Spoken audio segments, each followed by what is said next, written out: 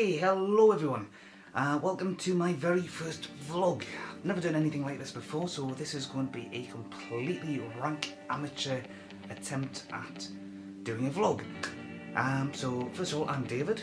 This is my channel. I've been doing this for a few months now, and I have been thinking about doing vlogs for a while. I just never had anything to actually do. Nothing to actually vlog about, so to speak. Until today. Today is the 25th of March 2015, and it's the day Jeremy Clarkson got sacked by BBC. So just to give you a brief overview of the circumstances, I'm sure if you know who Jeremy Clarkson is, then you probably know what's happened already. It's hardly a worldwide exclusive. A few weeks ago, Jeremy Clarkson, after a day's filming in Yorkshire, wanted a hot meal at the hotel he was staying at. It was after 10 o'clock at night. The hotel had closed its kitchen. The producer told him that there wasn't anything available as far as hot meals were concerned. There were some cold cuts, but Clarkson, who, as far as I can tell, was probably drunk at the time, decided to yell various racial insults about the producer's Irish heritage, and then physically assaulted him. At which point he was actually separated by his co-stars, James May and Richard Hammond. Now, Richard Hammond, I don't believe has really said much about the event itself. James May said he was blind drunk at the time and can't remember anything. But if he was drunk, then the chances are the other two were drunk as well, and that might explain to a certain degree why Clarkson did what he did. It certainly doesn't excuse it though. Let's make that one thing clear. Now, the BBC has very strict rules and regulations here. It's literally a case of one rule for everyone. So what Clarkson has done, it wouldn't matter if it was Clarkson who had done it, or if it was somebody higher up than him, somebody lower down than him, somebody at the same level as him, they would all have to have gone through the same process. Now, unfortunately, the producer who was assaulted, he has taken the brunt of abuse from all kinds of people, both on the internet and in the media. And in at least one case, a colleague of Clarkson, from his other job as a Sun journalist, he has a column in the Sun, she's actually came out in favour of not having any kind of review or investigation of any sort, which is a bit odd when you consider the person is a journalist, because after all, aren't journalists interested in the truth? Possibly not. But in that regards, what she is suggesting is that it's absolutely perfectly fine to go around physically assaulting your workmates. It'd be interesting to know how she would feel if she had been the person assaulted. She'd probably be singing a very different tune, as would anybody else who had made such an unbelievably stupid comment like that. Regardless of their gender, regardless of their race, regardless of the colour of their skin, their hair, their eyes, any of the factor that you could possibly imagine, it's still a case of one rule for everyone. Now, to be brutally honest, I have always enjoyed Top Gear, whether it was in its old form, whether it's in its current form, which it's been in for about 10 years now, whether it's had the current lineup, whether it's had previous people on it. And I've also always liked Clarkson.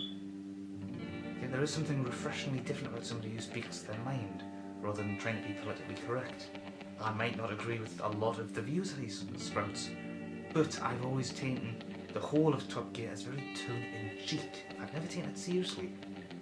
After all, this is a show presumably aimed at the everyday man and woman. But the everyday man and woman is not going to be able to afford the majority of the cars that they have on that show. I mean, what kind of car do you drive right now? Do you actually see yourself ever driving a Bugatti Veyron if you don't already own one? Assuming, of course, you are a representative of the everyday person. And the chances are, if you're not the everyday person, what would you be doing watching this particular video right now?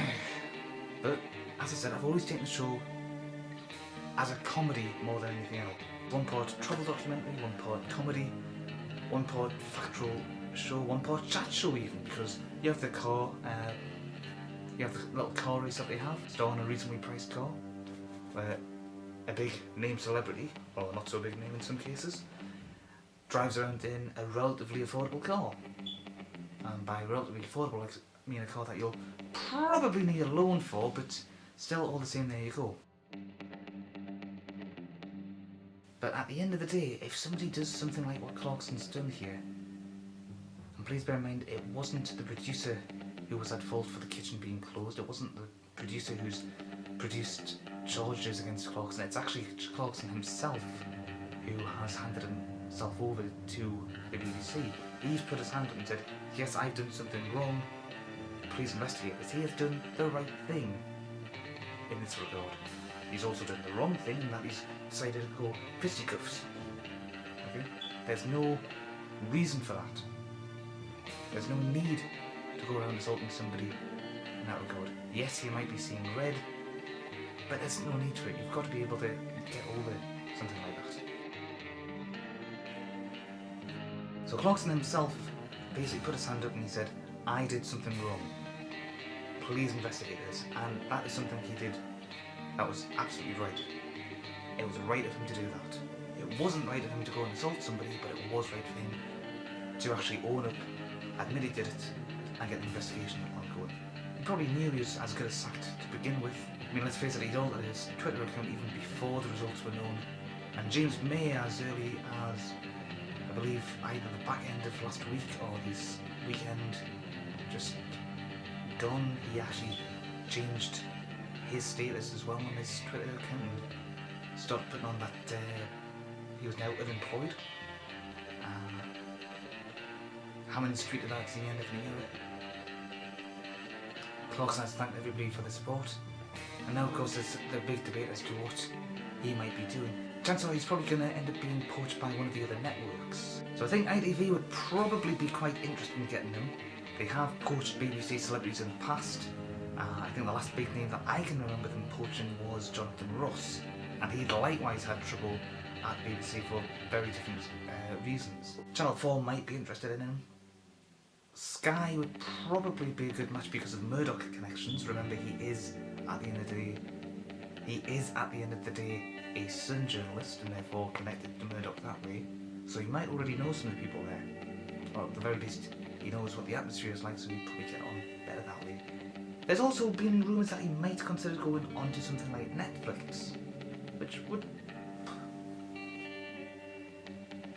be a bit odd, because even he admits he is something of a dinosaur, but it could be a logical first step. All he needs is a production company to handle that side of things while he does what he does, which is drive cars very fast and, of course, review them, tell us what he thinks. But of course that means he'll no longer be able to say anything along the lines of, if this car was a car, it would be a car.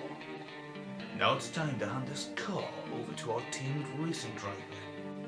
Some say his conception was immaculate, and that he has a webbed rectum. All we know is he's called the Stick. Yes, that has to be one of the worst Clarkson impressions you're ever going to hear. And on that bombshell, good night.